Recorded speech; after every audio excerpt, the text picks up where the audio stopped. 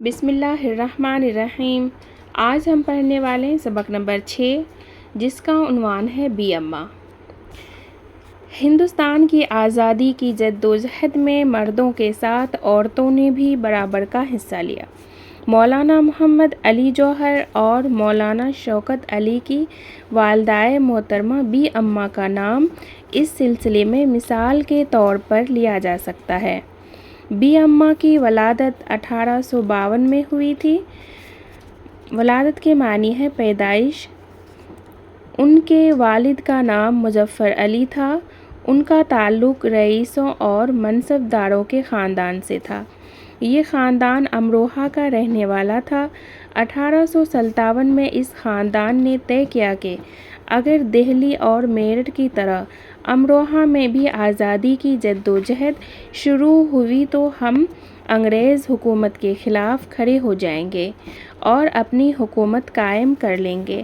اس بات سے معلوم ہوتا ہے کہ بی اماں کے خاندان میں ہمیشہ سے اپنے وطن سے محبت پائی جاتی تھی۔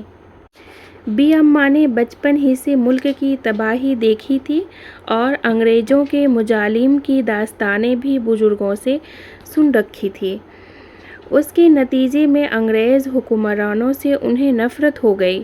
شوہر کے انتقال کے بعد بچوں کی نگرانی ان کے سپرد ہوئی۔ محمد علی 2 سال کے تھے اور شوکت علی کچھ بڑے تھے۔ بی اماں نے ان دونوں بھائیوں کی تربیت اس ڈھنگ سے کی کہ آگے چل کر محمد علی اور شوکت علی نے انگریز حکومت کو ہلا کر رکھ دیا۔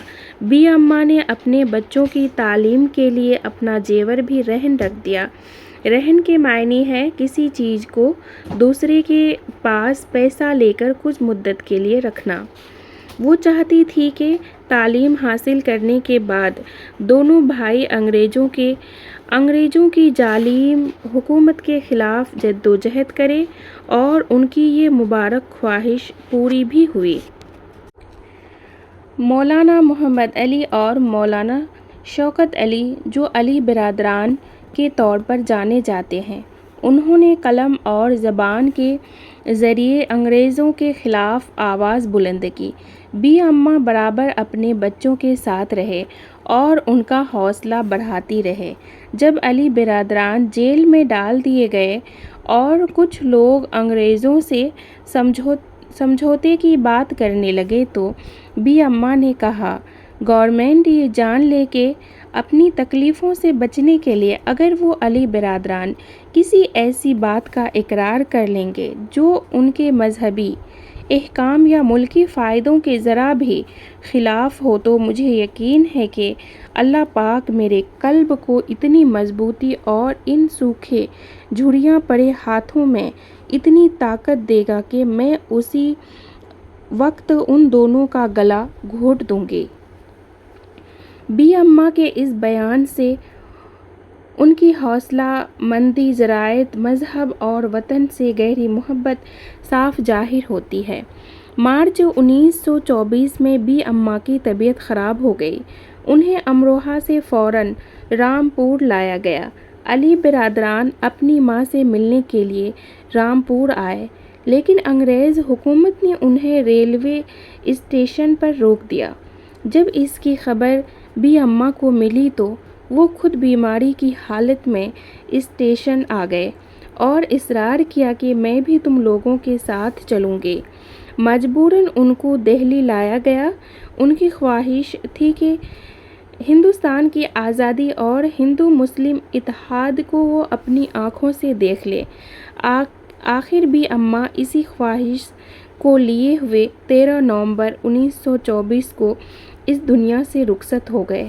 بی اماں کے پیغام کو کسی شاعر نے اس طرح بیان کیا ہے، بولے اماں محمد علی کی جان بیٹا خلافت پہ دے دو۔ خلاصہ: ہندوستان کی آزادی کی جدوجہد میں مردوں کے ساتھ عورتوں نے بھی برابر کا حصہ لیا۔ مولانا محمد علی جوہر اور مولانا شوکت علی کی والدہ محترمہ بی اماں کا نام فخر سے لیا جا سکتا ہے۔ بی اماں کی پیدائش 1852 میں امروہہ کے ایک رئیس اور منصب دار خاندان میں ہوئی۔ ان کے والد کا نام مظفر علی تھا۔ 1857 میں اس خاندان نے طے کیا کہ اگر دہلی اور میرٹھ کی طرح امروہہ میں بھی آزادی کی جدوجہد شروع ہوئی تو ہم انگریز حکومت کے خلاف کھڑے ہو جائیں گے اور اپنی حکومت قائم کر لیں گے۔ بچپن ہی سے بی اماں نے ملک کی تباہی دیکھی تھی، اس لیے انہیں انگریز حکمرانوں سے نفرت ہو گئی۔ شوہر کے انتقال کے بعد بچوں کی نگرانی، تعلیم و تربیت بی اماں کے ذمہ ہوئی، جس کے لیے انہیں اپنا زیور بھی رہن رکھنا پڑا۔ وہ چاہتی تھی کہ تعلیم حاصل کرنے کے بعد دونوں بھائی انگریزوں کی ظالم حکومت کے خلاف جدوجہد کریں، اور ان کی یہ مبارک خواہش پوری بھی ہوئی۔ آگے چل کر محمد علی اور شوکت علی نے انگریز حکومت کو ہلا کر رکھ دیا۔ انہیں علی برادران کے نام سے بھی جانتے ہیں۔ انہوں نے انگریزوں کے خلاف قلم اور زبان سے آواز بلند کی۔ بی اماں بھی اپنے بچوں کے ساتھ رہے اور ان کا حوصلہ بڑھاتی رہے۔ جب علی برادران جیل میں ڈال دیے گئے اور کچھ لوگ انگریزوں سے سمجھوتے کی بات کرنے لگے تو بی اماں نے کہا، گورنمنٹ یہ جان لے کہ اپنی تکلیفوں سے بچنے کے لیے اگر وہ علی برادران کسی ایسی بات کا اقرار کرے جو ان کے ملکی فائدوں کے ذرا بھی خلاف ہو تو میں اسی وقت ان دونوں کا گلا گھونٹ دوں گی۔ بی اماں کے اس بیان سے ان کی حوصلہ مندی، جرأت، مذہب اور وطن سے گہری محبت ظاہر ہوتی ہے۔ مارچ 1924 میں بی اماں کی طبیعت خراب ہوئی تو انہیں امروہہ سے رامپور لایا گیا۔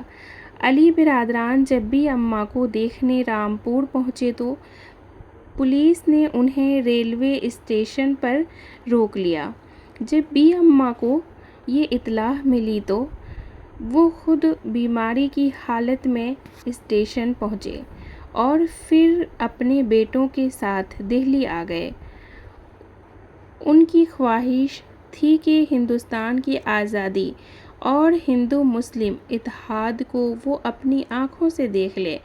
آخر اسی خواہش کو لیے ہوئے 13 نومبر 1924 کو اس دنیا سے رخصت ہو گئے۔ بی اماں کے پیغام کو کسی شاعر نے اس طرح بیان کیا ہے، بولے اماں محمد علی کی جان بیٹا خلافت پہ دے دو۔ معنی یاد کیجیے۔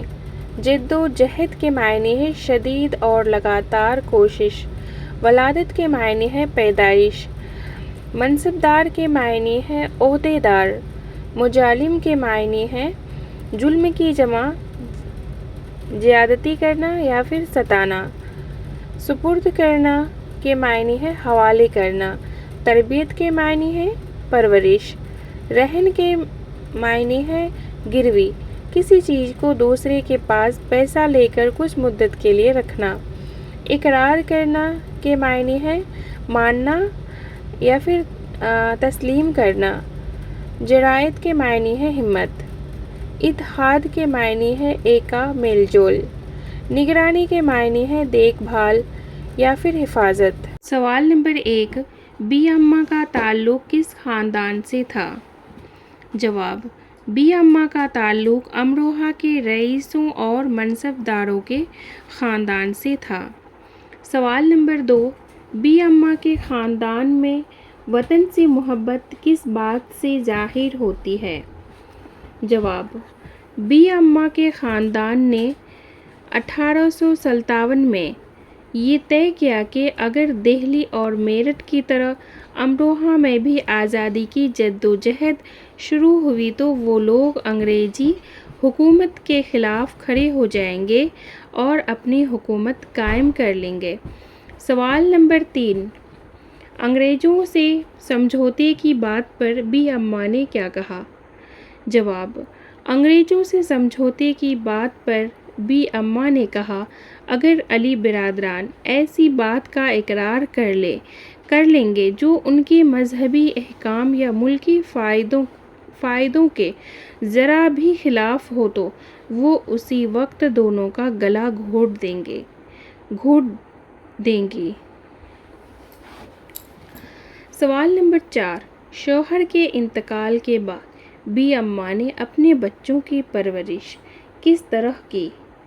جواب: شوہر کے انتقال کے بعد بی اماں نے اپنے دونوں بچوں کی تربیت اس طرح کی کہ آگے چل کر محمد علی اور شوکت علی نے انگریزی حکومت کو ہلا کر رکھ دیا۔ سوال نمبر 5، علی برادران بی اماں سے ملنے رامپور گئے تو انگریزوں نے ان کے ساتھ کیا سلوک کیا؟ جواب: جب علی برادران بی اماں سے ملنے رامپور پہنچے تو انگریزوں نے انہیں ریلوے اسٹیشن پر ہی روک لیا اور بی اماں سے ملنے نہیں دیا۔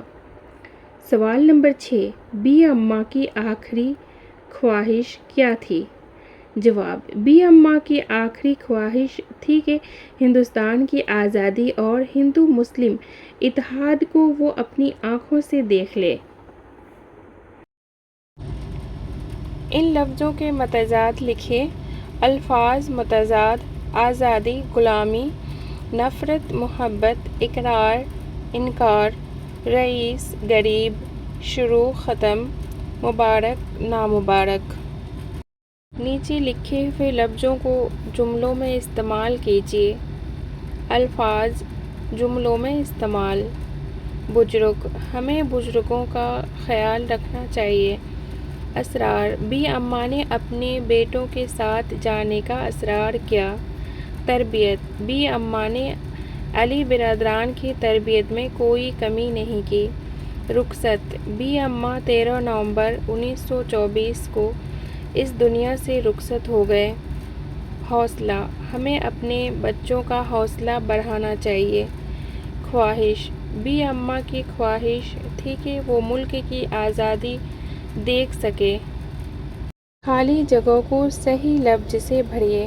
مولانا محمد علی جوہر کی والدہ بی اماں کے طور پر جانی جاتی تھیں۔ بی اماں کا تعلق رئیسوں اور منصب داروں کے خاندان سے تھے۔ انگریزوں کے مظالم کی داستانیں بھی بزرگوں سے سن رکھی ہیں۔ علی برادران نے قلم اور زبان کے ذریعے انگریزوں کے خلاف آواز بلند کی۔ انگریز حکومت نے انہیں ریلوے اسٹیشن پر روک دیا۔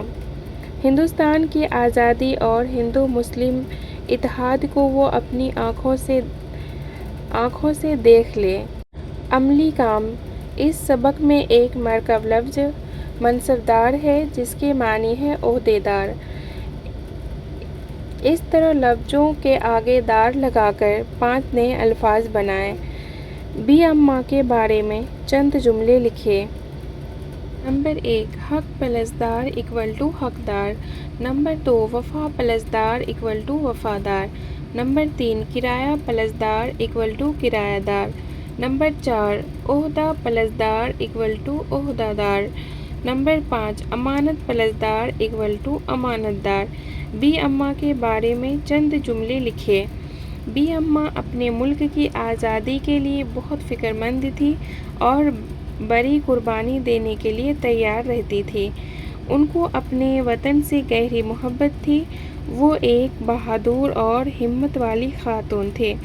بی اماں کا بیماری کی حالت میں بھی اپنے بیٹوں سے ملنے خود اسٹیشن پہنچ جانا ان کی جرأت مندی کا پتہ دیتا ہے۔